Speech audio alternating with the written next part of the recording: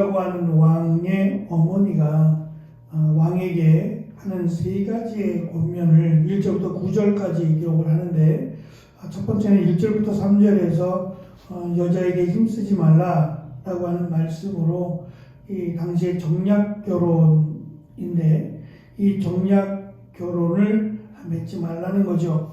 하나님을 믿음으로 정략 결혼이라는 것은 서로 침략하지 않겠다 또는 서로 우애를 다지기 위한 정략적 결혼입니다.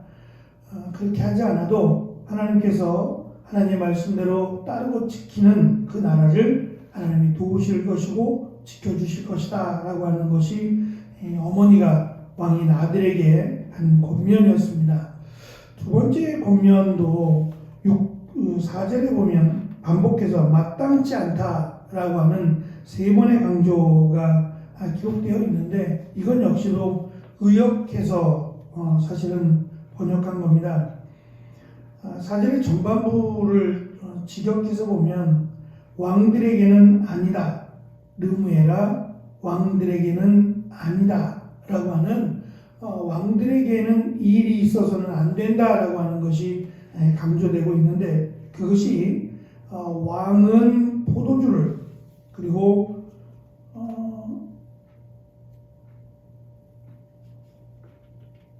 주권자들에게는 독주를 허락하는 것이 마땅치 않다라고 하는 내용입니다. 독주라고 하는 것은 과일이나 곡물이나 이런 것들로 이렇게 발효시켜서 만든 독한 술입니다. 포도주보다 훨씬 독하죠. 포도주도 이제 오래 삭히게 되면 알코올 발효로 인해서 그렇게 독한 술이 되지는 않지만, 독주 같은 경우는 그 농도가 훨씬 더 도수가 높다라고 할 수 있는 술입니다. 왕에게 포도주를 마시지 말라라고 하는 이야기가 단순한 술의 이야기가 아닙니다. 보통 우리도 요즘 뭐 특별한 연회나 이런 데 가면 샴페인이라고 해서 이 과일 향이 나는 과일주, 우리식으로 하면 과일주 같은 것으로 서로 이제 마시면서 들고 마시면서 이야기도 하고 하는 모습들을 TV를 통해서도 봅니다. 사실 이것은 우리 문화라기보다는 외국의 문화죠. 우리는 그냥 마치 술의 문화가 무엇을 즐기는 분위기를 좋게 만드는 그런 문화라기보다는, 우리의 술 문화는 고통 또 이런 어떤 슬픔이나 이런 것들을 덜어내기 위해서 먹는, 그리고 마치 술을 먹고 그냥 나를 버리고자 하는 좀 어리석은 문화인 것 같아요. 아름답지 않은 문화. 그래서 최근에 그 대학가에서 축제를 할 때에 예전 같으면은 강제로 막 술을 먹여서 문제가 되기도 했었잖아요. 심지어는 막 죽기도 하는 그런 끔찍한 소식을 안겨오는, 대학에 들어간 신입생 환영회에서 자식이 죽는 이런 끔찍한 소식도 우리가 왕왕 들었습니다. 요즘은 좀 달라진 것 같아요. 다 그런 건 아닐지 모르지만. 그래서 무슨 밴드 같은 거를 줘서 이 밴드를 찾고 있으면 이 색깔이 나는 술을 마시지 않습니다, 나에게는 권하지 마십시오 라고 하는 표식이래요. 그래서 그 밴드를 찾고 있는 사람에게는 술을 권하지 않는답니다. 저는 그것도 괜찮다고 생각해요. 직장에서는 마찬가지로 굳이 먹기 싫은데, 좋아하지도 않는데 마치 마셔야 나하고 친해지고 이걸 마셔야 마치 직장 생활을 잘할 것처럼 과거에는 그래왔는데, 요즘은 그냥 본인이 원하면 마시고 싶다 하면 마시는 거고, 뭐 그냥 과하지 않게, 왜냐하면 그 다음 날도 직장 생활을 해야 되잖아요. 이제 이런 부분에서 조금 더 성숙해지지 않았나, 다 그런 건 아닙니다만 그런 생각이 듭니다. 마찬가지 그들에게 있어서 이 포도주, 특별히 왕에게 포도주를 마시지 말라라고 하는 것은 술을 멀리하라, 술을 마시지 말라라고 하는 의미도 있습니다. 왜냐하면 술을 먹음으로 한 잔, 두 잔, 세 잔 그것이 조금 과해지고 나면 판단력이 흐려지잖아요. 공의를 행해야 될 왕이 그 중요한 역할을 맡은 그 왕이 술을 마시느라고 그것에 정신이 팔려서 마땅히 자기가 해야 될 일을 하지 못하기 때문에 차라리 왕은 포도주를 마시지 말라라고 권면한 것일 수도 있고, 또 한 가지 말씀드린 대로 이 포도주, 왕이 포도주를 마시지 말라는 얘기는 어찌 보면 참 가혹하다라고 하는 생각이 들잖아요. 그러니까 여자를 멀리하라, 이것이 앞에서 단순히 여자를 멀리하라는 의미가 아니었던 것처럼 여기서 술을 멀리하라, 포도주를 멀리하라는 것은 단순히 술을, 그럼 다른 술은 괜찮느냐, 그런 의미가 아니겠죠. 그것보다는 이 친교의 모임이라고 하는 겁니다. 즐기고 또 교제하기 위해서 사용되어지는 다양한 음식 가운데 대표적인 음식인 포도주를 이야기하는 거죠. 그런 것에 시간을 보내지 말라는 거예요. 벌써 지금 이 말씀은 그리스나 또는 로마 이전이잖아요. 훨씬 전의 이야기임에도 불구하고 왕이 할 일이, 대부분 신하들이 하지 왕이 할 일이 무엇이 있겠어요? 전쟁을 하면 전쟁에 나가는 일 이외에 왕이 하는 일이 그렇게 많지 않을 겁니다. 그러다 보니까 왕은 이렇게 다른 사람과 포도주를 마시면서 친교하고 시간을 보내는 일에 대부분의 시간을 보냈다고 해요. 물론 솔로몬이 그렇게 했겠는가라고 하는 것은 그것까지는 알 수 없습니다. 워낙 바쁘게 살았고 또 궁금한 게 많아서 그런 부분에 심취해서 보낸 시간들이 많다 보니까 이게 지금 솔로몬에 대한 이야기라고 딱 확정지어 말할 수 없지만 대부분의 왕들은 이렇게 포도주를 마시면서 다른 사람과 만남을 가지고 또 이런 교제를 하고 하는 이런 부분에 상당히 많은 시간을 할애했던 것을 알 수 있습니다. 그러한 시간을 보내지 말라는 거예요. 왕이라고 해서 다른 사람은 수고로이 일하고 땀 흘려서 일해서 그 수고의 결실을 얻는데 왕은 사실 일하지 않잖아요. 농사를 짓는 것도 아니고 그럼에도 불구하고 하나님이 주신 동일한 시간 속에 살아가면서 그렇게 필요하면 필요에 따라서 사람을 만나고 또 나라를 위해서 일하는 거야 당연히 해야 될 일이지요.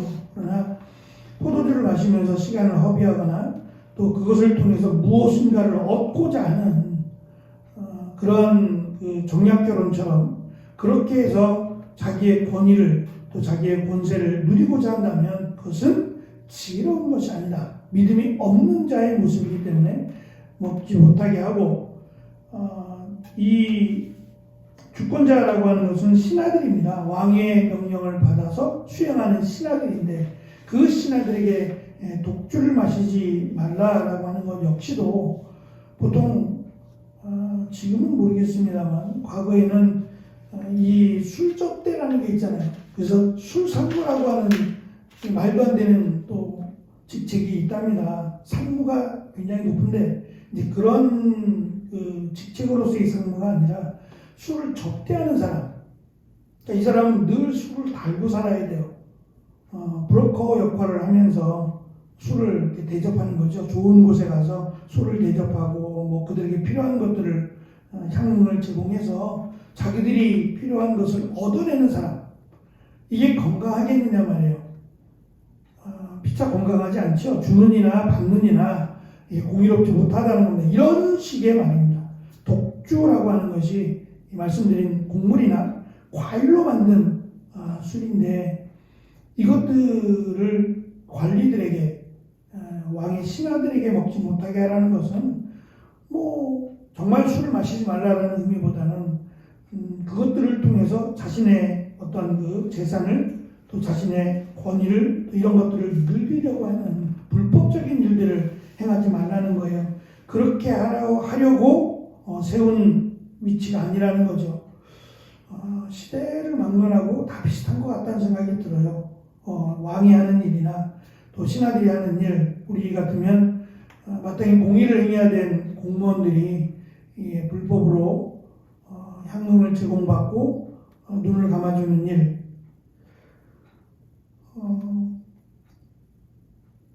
우리나라에서 최근에 이제 이 자동차가 많아서 그러기도 하지만 특별히 이제 수동이 아닌 자동으로 장착된 자동차의 경우 급발진이라고 하는 것이 이게 제어가 안 되니까 큰 사고로 이어지는 정말 무서운 일인데, 이 급발진 사고로 인한 보상이 한 건도 없습니다. 그러니까 이게 더 이해가 되지 않는 거죠. 급발진이 될 수도 있잖아요. 기계니까 기계적 결함이 있을 수 있는데, 법정에서는 급발진 사고가 이 급발진 사고로 판례를 해서 그것에 따른 보상을 받은 판례가 하나도 없어요. 어떻게 그럴 수 있냐 말이에요. 사고가 있을 수 있죠. 기계인데 오류가 날 수 있죠. 그런데 그것을 인정하고 나면 계속해서 일어나는 급발진 사고에 대한 피해 보상을 다 회사가 해줘야 되니까, 아마도 그런 부분 때문에 그렇게 되면은 자동차를 만든 회사와 이 법조계가 결탁을 맺었다라는 생각밖에 할 수 없는 거죠. 심지어 자동차 회사에서는 이 급발진과 관련된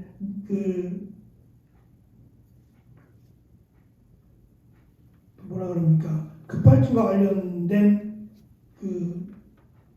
어떠한 설계라든지 이런 부분들을 이미 확보하고 있다 그래요. 계속해서 그 이야기는 자기들도 급발진이 있을 수 있다라고 하는 것을 인식하고 있다라는 거거든요. 그러니까 이런 부분이 아직까지도 우리가 살아가는 이 시대에도 여전히 남아있다, 앞으로도 남을 가능성이 많다라는 것을 생각해 본다면, 지금 왕의 어머니인 데비라고 할 수 있는 그가 아들인 왕에게, 아들이기 때문에 정말 해야 될 말은 하나님을 온전히 믿고 공의로운 정치를 펴라는 거예요. 그 일을 하게 위해서 왕의 자리를 준 건 아닌가라고 하는 생각이 들어요. 코로나 시대를 겪으면서 이 거리두기를 하다 보니까 사람들을 만나는 일이 참 쉽지 않았어요. 그러면서 이제 등장한 것이 현수막 정치였어요. 현수막이 참 많이 걸렸어요. 코로나 시대에 국회의원들도 사람들을 만나고 하기가 부담스럽고 어려우니까 현수막을 통해서 본인들이 전하고자 하는 공약도 상관없고 여러 가지 일들을 현수막으로 했어요. 근데 코로나가 이미 다 끝났고, 그럼에도 불구하고 보면 여전히 현수막들을 통해서 자기의 어떤 의견을 피력하고 하는 것들을 보게 됩니다. 국민들이 원하는 것은 현수막도 필요하지만 현수막이 아니잖아요. 정말 우리가 살아가는 이 땅이 공의롭고 정말 정직한 사람이 대우를 받는 그 사회가 되는 것을 원하지 않을까요? 그러니까 그런 부분에서 어머니가 아들인 왕에게 공의롭게, 그리고 전능하신 하나님을 믿어야 한다, 하나님을 신뢰함으로 사람을 의지하지 말라라고 하는 의미에서 앞에서 정략결혼에 대해서, 그리고 두 번째 이 포도주를 마시면서 다른 사람과의 친분을 쌓거나 또는 자신의 자리를 보존하기 위해서 애쓰는 그런 행위를 하지 말 것을 지금 어머니는 권면합니다. 그리고 반대되는 6절과 7절에 보면 왕에게 술을 마시지 말 것을 말하는 어머니가 이번에는 고통 속에 있는 사람들에게는 잠시라도 고통을 잊게 하기 위해서는 술을 주어 마시게 하라고 말합니다. 죽게 된 자들에게는 독한 술인 독주를, 근심하는 자들에게는 순한 술인 포도주를 주라고 하는 이유는 통치자들에게 술은 단순히 맛있는, 또 즐기기 위한 술이라기보다는 이 공의로운 정치를 하지 않는 것과 연결되어 있는 것처럼 이 독한 술 또는 이 포도주라고 하는 술들은 오히려 가난하고 힘든 자들, 고통 속에 있는 자들에게 필요한 것이다. 그러니 그들에게 주고, 왕은 또 주권자들은 포도주와 독주를 멀리하고 공의로운 정치를, 그 백성들이 술을 마시면서 하는 말들에 귀를 기울이라는 거예요. 그들이 얼마나 고통스럽고 얼마나 힘든 삶을 살고 있는지 그들의 이야기에 귀를 기울이라고 하는 의미입니다. 어제 제가 자전거를 탔던 이야기를 말씀을 드렸는데, 뭐 제가 구체적으로 아는 건 아닙니다만, 제가 보기에도 저는 이 건너편에 살잖아요. 길 건너에 살잖아요. 길 하나를 두고 오른쪽은 답심리, 이쪽은 성동구에 해당되잖아요. 자전거를 타는 곳은 성동구에 해당되는 곳입니다. 거기에 얼마 전부터 이 황토길이 생겼어요. 신발을 벗고 길을 만들어 놓은 거예요. 안전하게 이렇게 조금 뭐 계단도 있고 해서 걸어가게 만들어 놨는데 정말 황토를 깔아놨어요. 그래서 신발을 벗고 신발을 들고 가야 돼요. 신발을 들고 길지 않습니다. 한 100m 정도밖에 안 되는 것 같아요. 근데 그 길이 그냥 흙길이 아니라 황토를 정말 깔아놨어요. 그래서 황토길인데 어떤 곳은 단단하고 어떤 곳은 좀 이렇게 젖은 황토들을 이렇게 만들어 놓고 앉아서 쉬게끔 계속 업그레이드를 하고 있던데, 거기 보면 어르신들이 참 많이 다니세요. 맨발로 신발 들고 끝쪽으로 가야 거기 이제 세면대가 있거든요. 그쪽에서 발을 닦고 그리고 이제 신발을 신고 또 뭐 걸으실 분들은 걷고 그렇게 하는데, 그 짧은 거리에요. 100m가 훨씬 안 돼 보이는데 그 짧은 거리에 황토를 이렇게 잘 다져놔서 그 황토길을 걷는데, 그 짧은 거리를 어르신들이 계속 왔다 갔다 이제 그런 모습을 봤어요. 처음에는 뭐 별로 많지 않았는데 정말 많더라고요. 그런 모습을 보면서 별거 아니지만 어떻게 보면 참 별거 아닌데 그 길을 걷는 분들은 무슨 생각을 할까 싶어요. 건강을 위해서 걷는 분들이겠죠. 대부분 건강을 위해서 걷는 그 작은 부분인데, 그것들이 그들에게는 잠시 뭐 슬픔을 잊게 하거나 아픔을 잊게 하는 그런 좋은 쉼터가 되겠다라는 생각을 해봤어요. 우리가 할 수 있는 일은 아니잖아요. 건의할 수는 있겠지만 또 그것을 만들고 그것을 계획하고 하는 일들은 사실 우리가 할 수 없는 일들이죠. 그것은 구에서 하거나 시에서 해야 될 일이겠지요. 그 작은 일들이 모여서 어쩌면 주민들을 행복하게 하고 주민들의 마음을 쓰다듬어주는 그런 것이 아니겠는가라는 생각을 해봤어요. 현수막을 하나 걸 시간에 이제 그런 것들을 하나 좀 국민들을 위해서, 주민들을 위해서 계획하면 어떨까라는 생각을 해봤어요. 지금 왕에게 정말 하나님이 원하시는 왕, 그 왕은 어떠한 왕이냐? 정치를 잘하는 왕이 아닙니다. 정치를 잘하는 왕이 아니라 하나님께서 맡겨주는 그 일을 공의롭게 감당하는 왕, 그 왕을 하나님이 기뻐하신다는 거예요. 그러니까 왕위를 지키기 위해서 애쓰기보다 하나님의 말씀대로 세우신 그 자리에서 백성들을 돌아보게 하셨으니까 백성들을 돌아보고 백성들이 어떠한 근심과 걱정이 있는지 귀를 기울이는 것이 왕이 마땅히 해야 될 일이라는 거예요. 백성들이 많은데, 국민들이 많은데 그 소리를 어떻게 다 듣겠어요? 그 일만 해도 바쁠 겁니다. 버거울 거예요. 그렇더라도 하나님의 백성들이 죄악된 길에 걸어가지 않도록 힘써서 그 일을 감당할 때에 하나님이 그 왕위를 지켜줄 뿐만 아니라 하나님이 왕을 사랑한다라고 하는 것을 어머니가 사랑하는 아들에게 왕이지만 권변하고 또 경고하고 있습니다. 우리는 뭐 어쩌면 나하고 상관이 없다라고 할 수 있겠지만 내가 있는 그곳에서 하나님의 말씀이 중심이 되어 살아가고 있는가라고 하는 것은 굉장히 중요하다고 생각합니다. 사람과의 만남이나 사람과의 관계가 중요하지요. 그러나 그것을 통해서 내가 이익을 얻기 위해 힘쓰기보다 오히려 하나님께로 더 가까이 나아가고 더 시간을 많이 드릴 수 있는 그러한 우리의 삶이 되어지시기를 축원합니다. 기도하겠습니다.